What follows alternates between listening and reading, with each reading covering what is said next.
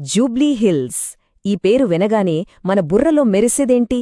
బహుశా పెద్ద పెద్ద భవనాలు, ఖరీదైన కార్లు, సినిమా గ్లామర్. కాని అదే పేరు వెనక మరో కథ ఉంది. ఈరోజు మనం రాజకీయ నాయకుల మాటలు కాదు, డేటా చెప్పే నిజాలు విందాం.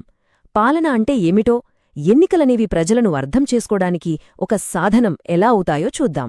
మన కేస్ స్టడీ అసెంబ్లీ నియోజకవర్గం 61 జూబ్లీహిల్స్. సరే, మనం ఈ విశ్లేషణలో ఎలా ముందుకెళ్తామంటే, ముందుగా జూబ్లీహిల్స్లోని 2 విభిన్న ప్రపంచాలను చూద్దాం. ఆ తర్వాత గెలుపోటములను నిర్దేశించిన నంబర్స్ను విడమరిచి చూద్దాం. ఒక ఊహించని సంఘటన తర్వాత అక్కడి రాజకీయాలు ఎలా తలకిందులయ్యాయో పరిశీలిద్దాం. ప్రజల అసలైన సమస్యలు ఎక్కడున్నాయో మ్యాప్ చేసి, వాటికి పరిష్కారంగా ఒక బ్లూ ప్రింట్ తయారుచేసి, చివరిగా ఆచరణలో ఎదురయ్యే సవాళ్లను చర్చిద్దాం. ఇక విషయంలోకొస్తే జూబ్లీహిల్స్. ఇది ఒక నియోజకవర్గం కాదు, ఒకే చోట ఉన్న 2 వేర్వేరు వాస్తవాలు. ఒకవైపు ఐశ్వర్యం, మరోవైపు అష్టకష్టాలు. ఈ 2 తీవ్రమైన వ్యత్యాసాలే అక్కడి రాజకీయాలను నడిపిస్తున్నాయి. ఒక్కసారి తేడా చూడండి. ఒక పక్క ఫిలిం నగర్, ఆకాశాన్నంటే భవనాలు, విలాసవంతమైన కార్లు, అదొక కలలలోకం. కాని అక్కడికి కేవలం కొన్ని కిలోమీటర్ల దూరంలోనే బోరబండ, యూసుఫ్గూడ. ఇక్కడ పరిస్థితి పూర్తిగా వేరు. తాగే నీళ్లకోసం ఎదురుచూపులు, తెరిచి ఉన్న మురుగు కాలువలు, ఎన్నటికీ పూర్తికాని డబుల్ బెడ్రూమ్ ఇల్లు. ఒకే నియోజకవర్గంలో ఈ 2 జీవితాలెలా సాధ్యం? ఈ నంబర్ ఇది చాలా ముఖ్యం.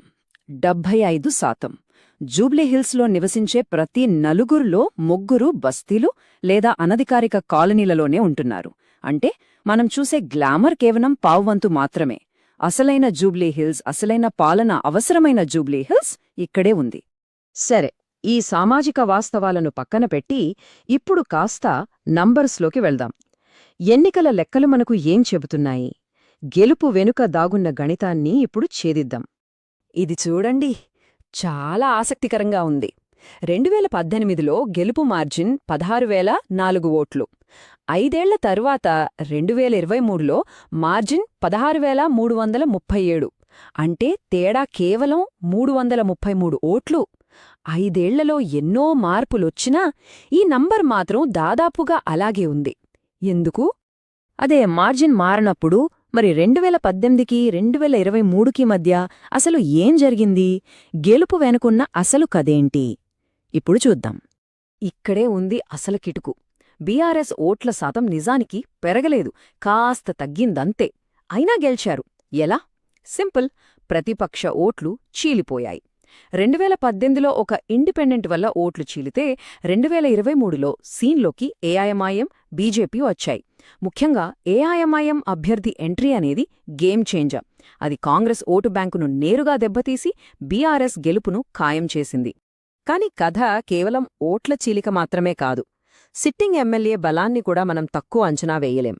వరుసగా 3 సార్లు గెలవడమంటే అది ఆయనకుంటూ ఒక బ్రాండ్ ఉందని, ముఖ్యంగా బస్తీలో, బీసీ కమ్యూనిటీలలో లోతైన సంబంధాలున్నాయని చూపిస్తోంది. మెట్రో రావడం, ఆరోగ్య కేంద్రాలు కట్టించడం లాంటి పనులు ప్రజల కళ్ల ముందున్నాయి. ఇవి కొత్తగా వచ్చేవారికి అంత సులభంగా దొరకనే ఆస్తులు. అంతా ఇలా సాఫీగా సాగుతున్న టైంలో ఒక్క సంఘటన జూబ్లీహిల్స్ మొత్తం రాజకీయ చిత్రాన్నే మార్చేసింది. ఇది ఒక సడన్ రీసెట్ బటన్ నొక్కినట్టయింది. సిట్టింగ్ ఎమ్మెల్యే మగంటి గోపీనాథ్ ఆకస్మిక మరణం జూబ్లీహిల్స్ రాజకీయాలను ఒక్కసారిగా జీరోకి రీసెట్ చేసింది. ఆయనతో పాటు ఆయనకున్న పేరు, ప్రజల్లో ఆయనపై ఉన్న నమ్మకం కూడా వెళ్ళిపోయాయి. అంటే పాత లెక్కలు, పాత గెలుపులు ఇక చెల్లవు. ఆట మళ్లీ మొదటినుంచి మొదలు. ఆ 16,000 ఓట్ల మెజారిటీ ఉందే, అదిప్పుడు కేవలం ఒక పాత రికార్డ్, ఫ్యూచర్ గ్యారంటీ కాదు.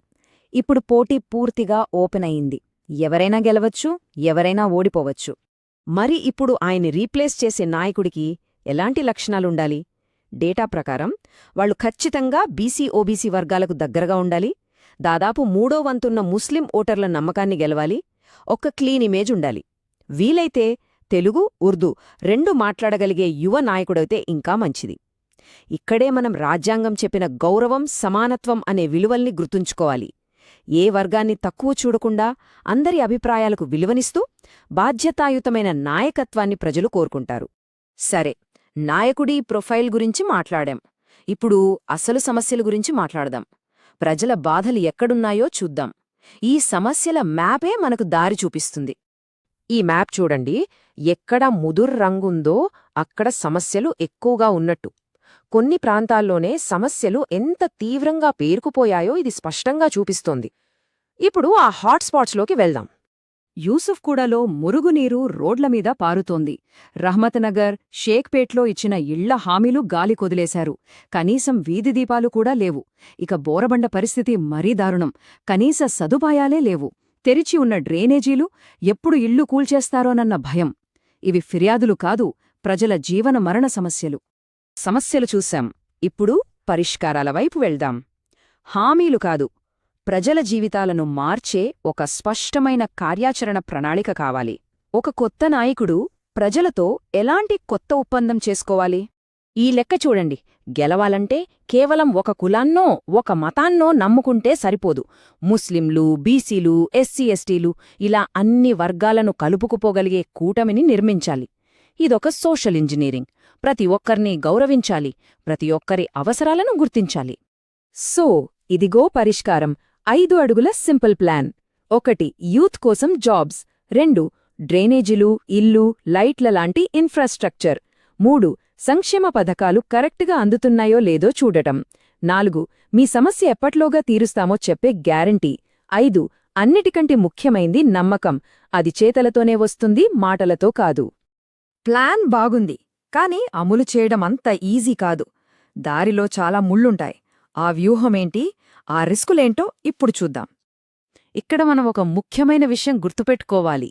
ఎన్నికలంటే అధికారం కాదు, అది ప్రజలకు సేవ చేసే ఒక కాంట్రాక్ట్. ఈ ఒక్క ఆలోచన మనస్సులో ఉంటే రాజకీయాల స్వరూపమే మారిపోతుంది. మరి ప్రజల్లోకి ఏమని వెళ్ళాలి? సింపుల్. వివాదాలు వద్దు, అభివృద్ధి ముద్దు. ప్రజలకు కులం, మతం, రాజకీయాలు బోర్కొట్టేశాయి.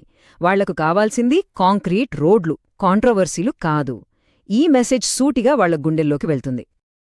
అయితే ఈ ప్రయాణంలో 4 పెద్ద రిస్కులున్నాయి. 1. సొంత పార్టీలోనే గ్రూపులు. 2. మైనారిటీ ఓట్లు జారిపోవడం. 3. జీహెచ్ఎంసీ లాంటివి అడ్డంకులు సృష్టించడం. ఇక 4ది వాట్సాప్ యూనివర్సిటీలో వచ్చే ఫేక్ న్యూస్. ఇక్కడే మన డిజిటల్ పర్సనల్ డేటా ప్రొటెక్షన్ చట్టాన్ని గుర్తుంచుకోవాలి. ప్రచారంలో ప్రజల వ్యక్తిగత సమాచారాన్ని వారి అనుమతి లేకుండా వాడకూడదు. తప్పుడు ప్రచారాలతో వారిని తప్పుదోవ పట్టించకూడదు. ఇది చట్టపరంగానే కాదు, నైతికంగా కూడా ముఖ్యం. చివరగా మన లక్ష్యమేంటి? మనం ఎలాంటి జూబ్లీ హిల్స్ని కోరుకుంటున్నాం? చాలా సింపుల్. మీరు ఫిల్మ్ నగర్లో ఉన్న, బోరబండలో ఉన్న మీ జీవన ప్రమాణాల్లో తేడా ఉండకూడదు. మీ అడ్రస్ మీ భవిష్యత్తును నిర్ణయించకూడదు. అదే నిజమైన పాలన. అదే మనందరి ఆశయం. మీరు ప్రజల కేంద్రంగా పనిచేసే నాయకుడిగా ఎదగాలనుకుంటే, మీ నియోజకవర్గాన్ని అభివృద్ధి పథంలో నడిపించాలనుకుంటే blueprintstrategies.ai సంప్రదించండి. mgr@blueprintstrategies.ai ఈమెయిల్ చేయండి లేదా 08042041602కి కాల్ చేయండి. రాజకీయాలకు అతీతమైన లక్ష్యం కోసం.